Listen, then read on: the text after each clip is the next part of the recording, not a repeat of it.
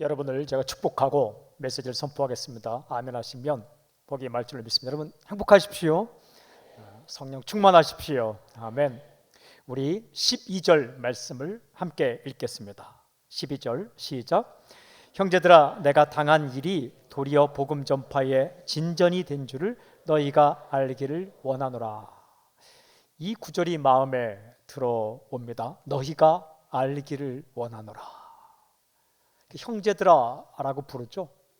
피를 나는 형제처럼 친한 빌립보교의 성도들이요, 이것만은 꼭 알기를 원합니다 라는 이야기입니다. 질문 있어요. 무엇을 알기를 원하고 있는가? 오늘 읽은 말씀에 보면 내가 당한 일이 도리어 복음 전파의 진전이 된 줄을 알기를 원한다 라고 고백하고 있습니다. 무슨 말입니까? 나에게 일어난 사건, 내게 일어난 사건이 복음이 전파되는 데에 방해한 것이 아니라 오히려 복음 전파에 새로운 길을 열었다라는 사실을 알기를 원한다라는 고백입니다. 내가 당한 일이 무엇입니까? 체포된 겁니다. 그리고 감옥에 투옥된 사실입니다. 사도행전 읽으면 사도 바울은 복음을 전하다가 예루살렘에서 체포됩니다. 물론 빌립보에서도 감옥에 투옥됐다가 그 간수와 가족들이 믿으면서 빌립보 교회가 탄생하게 되었죠. 특별히 예루살렘에 갔다가 체포를 당합니다. 그리고 가이사랴에 옮겨져서 2년 동안 감옥에 구금되어 있고 로마로 이송되어서 또 2년 동안 로마 감옥에 있게 됩니다. 이 빌립보서는 로마 감옥에 있을 때 쓴 편지이죠. 이 사건을 말하는 거죠. 이후에 보면 나의 매임이라고 고백하고 있습니다. 이 달갑지 않은 사건, 체포되고 감옥에 투옥되는 이 사건이 오히려 나에게 새로운 길을 열었다라는 고백입니다. 이 사건을 이렇게 해석하는 거예요. 복음 전파의 진전이 되었다. 진전이란 말은요, 군대 용어인데 길이 없는 곳에 어떤 사람이 헤치고 나아가서 새로운 길을 여는 것, 이것을 진전이라고 말합니다. 오늘날 군대의 병과 가운데 공병대가 하는 일들과 같은 겁니다. 길이 없을 때에 길을 여는 거죠. 새로운 기회가 생겼다는 거예요. 여러분 질문이 있습니다. 정말 그런 일이 있었을까? 예, 정말 바울의 인생 가운데 그런 일이 일어났습니다. 로마 감옥에서 2년 동안 있을 때, 또한 그 이전에 로마로 이송되는 기간, 또 그 이전에 가이사랴에 2년 있을 때에 정말 사도 바울의 인생에는 복음이 전파되는데 새로운 길이 열리는 것을 경험하게 됩니다. 사도 바울은 이런 일들을 자세하게 말하지 않고 종합적으로 두 부류의 대상에 일어난 사건을 요약하고 있어요. 하나는 예수 믿지 않는 사람에게 어떤 일이 일어났는가, 또한 두 번째는 예수님 믿는 사람에게 어떤 일이 일어났는가, 그것을 13절 14절에 잘 소개하고 있습니다. 먼저 첫 번째는 믿지 않는 사람들이 예수님에 대하여 듣게 되었다라는 거예요. 13절 함께 읽겠습니다. 13절 함께 시작. 이러므로 나의 매임이 그리스도 안에서 모든 시위대 안과 그 밖의 모든 사람에게 나타났으니, 나의 매임이라는 것은 바로 앞에 기록된 내가 당한 일, 즉 체포되고 감옥에 투옥된 일을 가리킵니다. 이 과정 가운데 어떤 일이 일어났는가? 예수님을 믿지 않는 사람들을 만나게 되었습니다. 오늘 성경에 보면 시위대라고 기록되어 있고 또 모든 사람들이라고 기록하고 있어요. 시위대란 로마 집정관의 부하들로서 이 제수들을 지키는 사람이죠. 여러분 영화를 보셨나요? 그 형사 되시는 분들이 범죄인을 딱 잡으면 제일 처음 어떻게 합니까? 수갑을 채웁니다. 그런데 어떻게 채웁니까? 본인 손에 수갑을 하나 채우고 다른 쪽을 범죄인에게 채웁니다. 그리고 끌고 가는 거죠. 그 당시도 마찬가지입니다. 제수를 지킬 때는 긴 끈을 가지고 나에게 묶고 한쪽 끝을 제수의 손에 묶습니다. 어떻게? 항상 같이 다닙니다. 화장실도 같이 가야 됩니다. 도망가면 어떡합니까? 끝까지 여러분 꼭 붙어 있는 겁니다. 이때 바울이 무슨 얘기를 했을까요? 예수님 이야기를 했을 것입니다. 그러지 않아도 복음을 전하다가 체포된 이 사도 바울이 꼭 붙어있는 시위대, 그리고 또 그 밖에 모든 사람들에게 예수님을 전할 기회가 생겼다라는 거예요. 여러분, 우리가 병원에 입원하게 되면 새로운 사람들을 만나게 됩니다. 특별히 2인실, 4인실, 6인실, 8인실에 들어가면 병원에 입원하지 않으면 절대로 만날 수 없는 사람들을 그 병실에서 만나게 됩니다. 그리고 그분들만 만납니까? 아닙니다. 그분들 식구들도 함께 이렇게 친해지게 됩니다. 식구들만 친해집니까? 면회 온 사람도 친해지게 됩니다. 제가 한 번은 폐결핵에 걸려서 그 시립병원에 입원한 분 찾아갔는데 복음을 전하러 갔습니다. 복음을 전하는데 그 병실에 있는 분 다 듣더라고요. 그분이 복음을 듣고 예수님 믿게 되어서 바로 세례를 주고 꽃다발도 선물해 줬는데 옆에 있는 분들도 아멘 하시더라고요. 본인들도 그래서 기도해 달라고. 이 사도 바울이 감옥에 투옥됐을 때에 그를 지키던 시위대 군인이 예수님에 대해 듣게 되었고 그 시위대를 통해 다른 사람들에게도 그 소식이 전파되게 되었다라는 거예요. 그런데 이 모든 사건이 어떻게 진행됐는가? 13절 중간에 보석처럼 박혀 있는 구절이 있어요. 그리스도 안에서, 그리스도 안에서라는 거예요. 내가 투옥된 것도 예수님 안에서 투옥된 거고, 또 한 가지는 이 시위대 군인들과 또한 바울에 대해서 보고 있는 사람들이 그리스도 예수 안에서 바울을 보게 되었다라는 고백입니다. 무슨 뜻일까요? 여러분, 사람들은 이 감옥 안에 잡혀와 있는 바울에 대해 생각을 하게 되었을 것입니다. 어떤 생각이요? 이 사람이 왜 여기까지 감옥에 잡혀왔을까? 죄가 없는 것 같은데 왜 도망치지도 않고 기회가 있었을 때 도망가지 않고 여기까지 순순히 왔을까? 도대체 무엇이 저 사람을 저렇게 담대하게 만드는 것일까? 궁금증을 자아냈을 것입니다. 궁금했을 거예요. 도대체 이 사람이 그토록 목숨 걸고 전하는 예수 그리스도는 누구인가? 사도행전 읽어보면 바울이 예루살렘에 체포되고 그리스도인이 아닌 사람들을 만나게 되는데 가이사랴에서 2년, 예루살렘에서 2년 있을 동안 여러 사람 만나게 됩니다. 또 호송되는 동안 참 많은 사람 만나게 돼요. 사도행전 읽어보니까 첫 번째 가이사랴에서 2년 구금되어 있는 동안 총독을 만나게 됩니다. 그의 이름이 벨릭스입니다. 사도행전 24장 24절에 이렇게 기록되어 있어요. 수일 후에 벨릭스가 그의 아내 유대 여자 드루실라 함께 와서 바울을 불러 그리스도 예수 믿는 도를 듣거늘.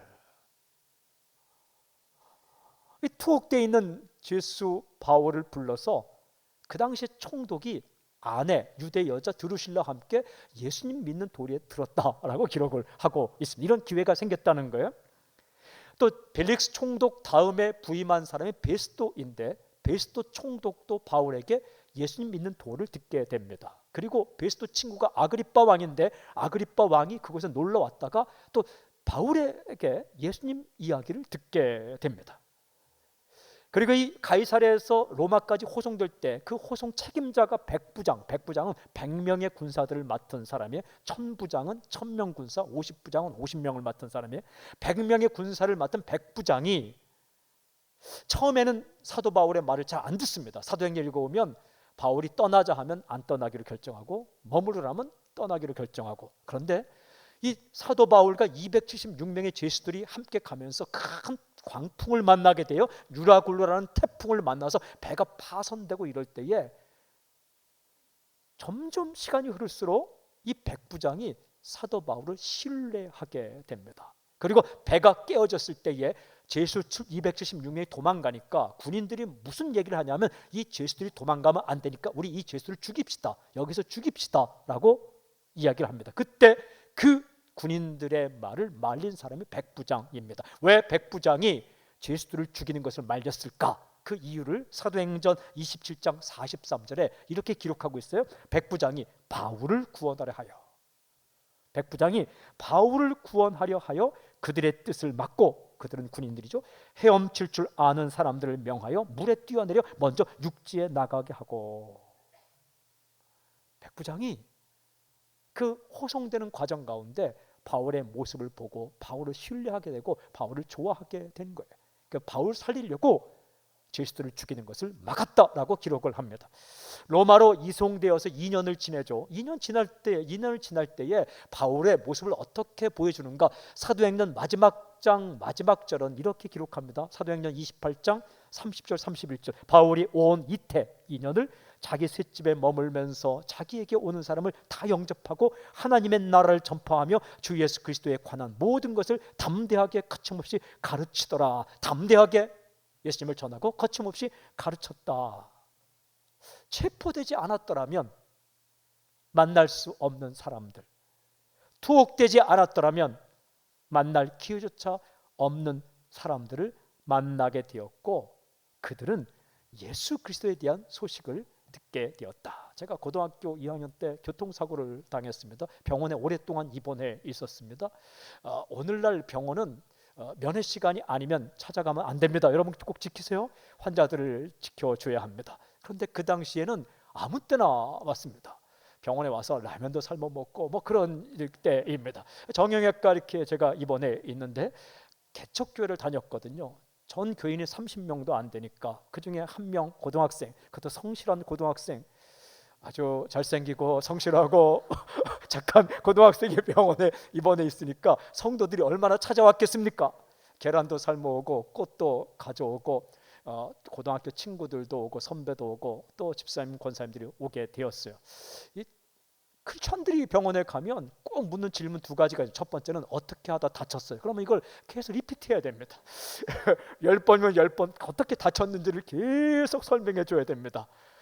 그리고는 앞에 온 사람이 사온 뭐 복숭아 통조림 과일은 뒤에 온 사람이 먹고 자기들 이야기하다가 가는 거죠. 두 번째 질문이 옆에 있는 사람에게 교회 다니세요? 물어보는 거예요. 저는 교회 다니니까. 옆에 누가 있으면 우리 아버지 어머니 계셨죠. 아버지 어머니 교회 다니시겠죠? 안 다닙니다. 그러면 한번 다니셔야죠. 이거를 오시는 분마다 계속. 결국 저희 부모님이 예수 믿게 되고 아주 훌륭한 장로님, 권사님이 되셨어요. 사람이 참 그래요. 그 장소에 가지 않으면 만날 수 없는 사람들, 그리고 그런 일을 당하지 않으면 도저히 예수님에 대한 소식을 듣지 못할 기회가 없는 사람들이 듣게 되는 거죠. 여러분, 이 크리스천들이 믿지 않는 사람을 만날 수 있다는 건 복 중에 복입니다. 그러니까 목회자들보다 여러분들이 더 복 있는 분들입니다. 이 사도 바울은 자기가 이 당한 일이 그 복음 전파에 새로운 길을 열었다는 거예요. 그리고 고백합니다. 내가 당한 일이 복음 전파에 새로운 길을 열었다라고 고백을 합니다. 그렇다면 예수님 믿지 않는 사람들에게는 예수님께 대해서 말할 기회가 생겼는데 예수 믿는 사람들에게는 어떤 일이 일어났을까? 두 번째, 믿는 성도들이 담대하게 복음을 전하게 되었다 라고 고백을 합니다. 14절 우리 함께 읽을까요? 14절 말씀 시작. 형제 중 다수가 나의 매임으로 말미암아 주 안에서 신뢰함으로 겁없이 하나님의 말씀을 더욱 담대히 전하게 되었느니라. 형제 중 다수라고 말합니다. 믿는 사람들을 가리킵니다. 믿는 형제들 가운데 많은 사람들에게 어떤 변화가 일어났을까? 두 구절로 요약합니다. 하나는 신뢰함으로, 또 하나는 겁 없이. 사도 바울이 감옥에 투옥되고 그 감옥 안에서 담대하게 복음을 전하고 믿음을 지키는 모습 보고 믿는 사람들이 영향을 받았는데 어떻게? 첫 번째는 신뢰함으로 믿음이 생겼다라는 거예요. 아, 믿음은 저런 거구나. 믿음은 진짜 믿음은 저런 거구나. 두 번째는 겁 없이, 아, 담대함, 용기를 얻게 되었다. 거룩한 영향력을 받았다라는 거죠. 그래서 그는 이렇게 고백하고 있는 겁니다. 내가 당한 일이 복음 전파에 새로운 길을 열었다. 믿지 않는 사람에게는 예수님을 전할 기회가 생겼고, 믿는 사람에게는 믿음과 담대함이라는 선한 영향을 줄 수 있는 새로운 길이 열렸다라고 고백을 합니다. 사랑하는 여러분, 저는 이 고백, 내가 당한 일이 복음 전파의 진전이 되었습니다. 내가 당한 일이 새로운 길을 열었습니다. 이 고백이 당신의 삶에 대한 고백이 되기를 주의 이름으로 선포합니다. 그래요. 여러분, 하나님의 사람들의 인생 가운데는 이런 일이 일어납니다. 창세기 읽어보면 요셉이라는 사람이 나와요. 한 아버지의 사랑을 참 많이 받았습니다. 그런데 형제들의 미움을 받았어요. 급기야는 이집트로 팔려갑니다. 형들이 팔아먹었습니다. 우여곡절 끝에 이집트의 총리가 됩니다. 그 이후에 가나안 땅에 흉년이 들자 형들이 곡식을 구하러 이집트에 왔다가 요셉을 만나게 되는 거죠. 형들은 몰라봤습니다. 근데 요셉이 알아보고 여러 방법을 통해 형들을 만나게 되었어요. 이때에 요셉이 형들에게 한 고백을 기억하십니까? 이렇게 고백합니다. 창세기 45장 7절 8절에 하나님이 큰 구원으로 당신들의 생명을 보존하고 당신들의 후손을 세상에 두시려고 나를 당신들보다 먼저 보내셨나니 그런즉 나를 이리로 보낸 이는 당신들이 아니요 하나님이시라. 하나님이 나를 바로에게 아버지로 삼으시고 그 온 집의 주로 삼으시며 애굽 온 땅의 통치자로 삼으셨나이다. 무슨 고백입니까? 나는 이곳으로 팔려서 온 것이 아니라 보냄을 받았습니다. 하나님이 보내셔서 왔습니다. 또한 이렇게 고백하는 겁니다. 내가 이곳까지 보내진 것이 우리 가문의 모든 사람을 보존하는 기회가 되었습니다. 이렇게 고백을 하는 거예요. 자신이 당한 일이 하나님의 역사와 자신의 인생에 있어서 패배와 중단이 아니라 새로운 길을 열었다라는 고백입니다. 세월이 흘렀어요. 요셉의 아버지 야곱이 죽었습니다. 야곱은 130세 때 이집트로 와서 17년 살다가 147세에 죽었습니다. 아버지가 죽자마자 형들이 겁이 덜컥 났어요. 왜냐하면 아버지가 살아있을 동안에는 저 요셉이 아버지를 봐서 자신을 팔아먹은 우리에게 잘해주는데 아버지가 죽었으니까 우리에게 이제 복수하겠다라는 생각이 들었어요. 그래서 거짓말을 시킵니다. 아버지가 죽자 요셉을 찾아가서 아버지의 유언이 이렇다. 거짓말을 시킵니다. 아버지가 너에게 유언할 때에 형들에게 잘하라 라고 유언을 했다. 성경에 나오는 얘기입니다. 이때 요셉이 어떻게 고백하느냐, 이 거짓말 시키는 뻔한 거짓말을 시키는 형들에게 화를 낸 것이 아니라 또 한 번 이렇게 고백을 해요. 창세기 50장 20절 당신들은 나를 해하려 하였으나. 여러분, 요셉이 다 알고 있어요. 이 말 들을 때 형들의 마음이 덜컥 내려앉았을 거예요. 어떻게 그것을 잊습니까? 여러분, 배반당한 기억 못 잊습니다. 형들이 팔아먹었는데 어떻게 그걸 잊어먹습니까? 평생 못 잊습니다. 요셉은 기억하고 있어요. 기억마저 지워지는 게 아닙니다. 형들은, 당신들은 나를 해하려 하였으나, 그러나 그 다음이 중요해요. 하나님은 그것을 선으로 바꾸사 오늘과 같이 많은 백성의 생명을 구원하게 하시려 하셨나니. 이렇게 해석을 합니다. 나에게 일어난 일이 당시에는 참 힘든 경험, 받아들이기 힘든 사건이었지만 하나님께서 그것을 선으로 바꾸셨습니다.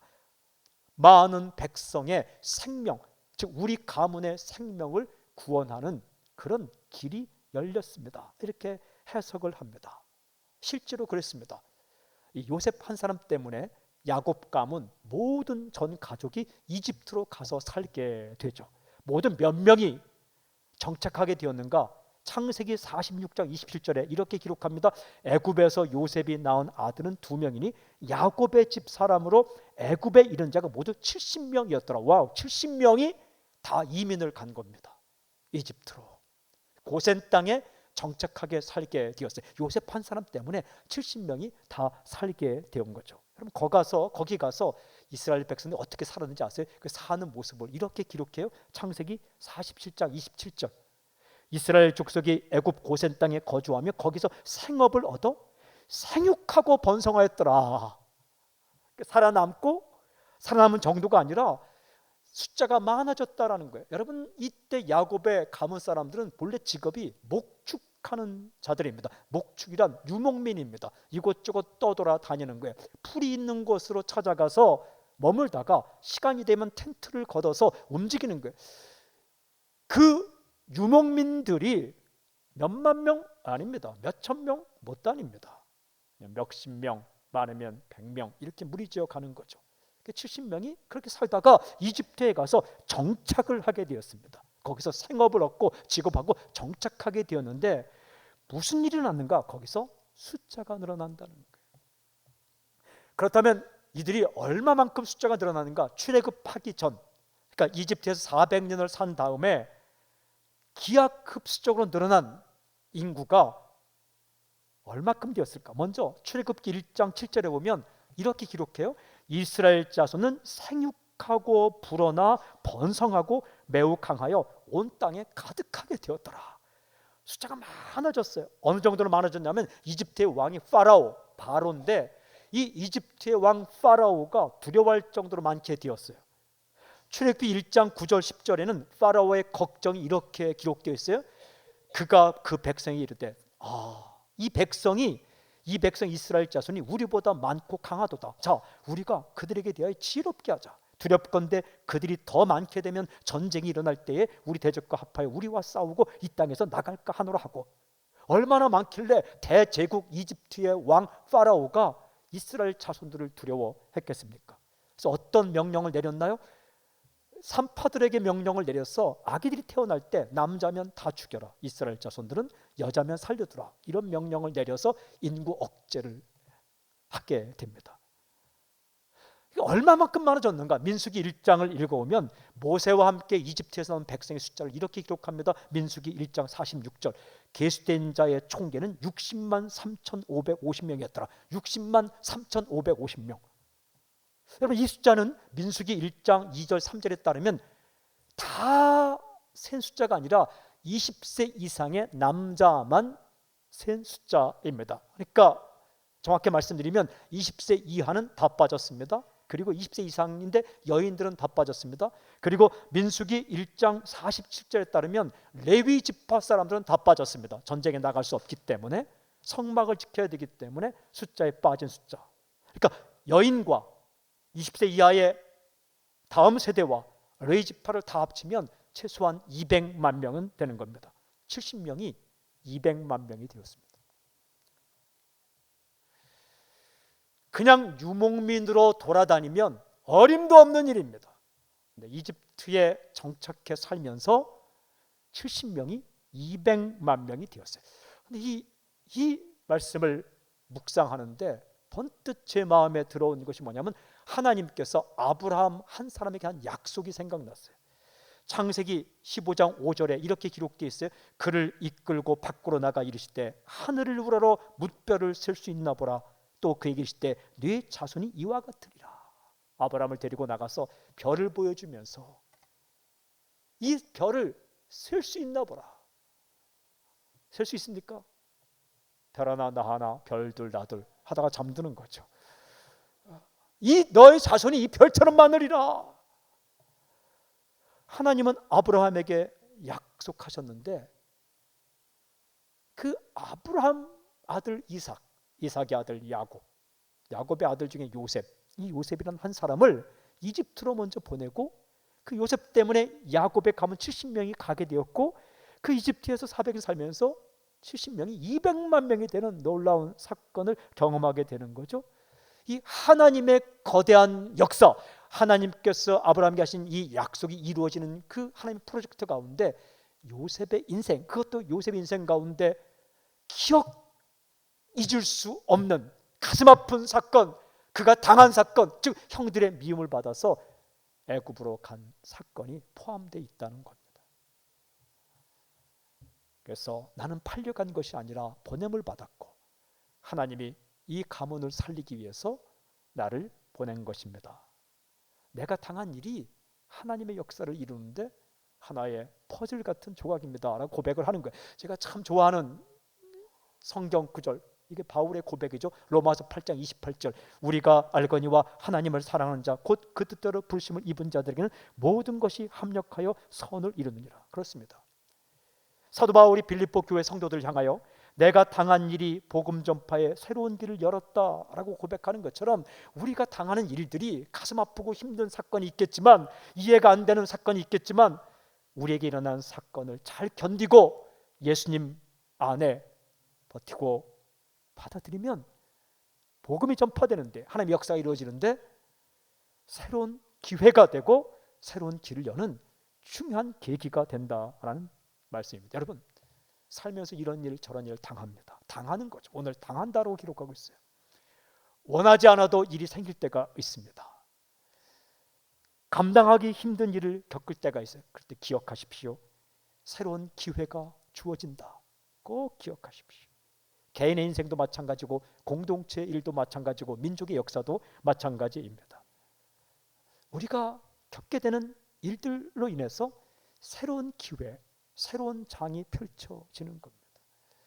이곳에 있고 싶은데 그곳에 있지 못하게 되었다. 새로운 기회가 열리는 겁니다. 나는 그곳에 지원했는데 안 받아준다. 새로운 길이 열리는 겁니다. 정말 누구에게 말할 수 없는 사건이 났을 때 잘 주님 안에 버티고 기도하고 바라보면 새로운 길이 열리게 됩니다. 도저히 만날 수 없던 사람들을 만나게 되고, 어떤 부류에게 내가 그 전에 나라면 말하면 영향력이 없는데 그 일을 당한 이후에 내가 그 부류에게 말하면 영향을 주는 그런 길이 열립니다. 제가 호주에 있을 때에 캄보디아 목사님을 신방 갔습니다. 암에 걸린 목사님이죠. 그분이 태국에 가서 수술을 하고 이제 계실 때에 그 이제 병원을 와서 신방을 갔어요. 제가 많은 말로 위로했습니다. 전에 만났던 분이에요. 그 암에 걸린 또 수술한 그분에게 위로했어요. 목사니까 또 마음도 아팠어요. 그 낫길 원하는 마음, 그냥 대충 한 거 아니에요. 진심을 다했어요. 믿으세요. 정말 진심을 다했어요. 그런데 이제 다 하고 기도까지 했습니다. 정말 침 튀길 정도로 기도했어요. 주님, 낫게 하시고 고쳐주시고 기도했어요. 다 끝나고 그 일행 중에 한 분이 그 아픈 목사님 손을 딱 잡더니 한 말씀 하시더라고요. 많이 아프죠? 내가 알아요. 나도 암 수술 해봐서 알아요. 이 한마디 하는데 이게 뭐 앞에 제가 한 거는 정말 야 맞는 말인데 그렇게 영향이 없고, 그분이 한마디 하는데 그 캄보디아 목사님이, 암 수술한 목사님이 큰 위로를 받으시더라고요. 내가 알아요. 내가 해봐서 알아요. 힘들죠. 그런데 용기를 가지세요. 주님이 지금도 함께 계세요. 짧은 몇 마디. 그분은 그 아픔을 겪는 사람들에게 위로와 평안을 줄 수 있는 길이 열리는 거예요. 그런 일을 겪어보지 못한 사람이 할 때 위로가 되겠지만, 네가 진짜 알아? 그걸? 이런 마음이 생길 때가 있죠.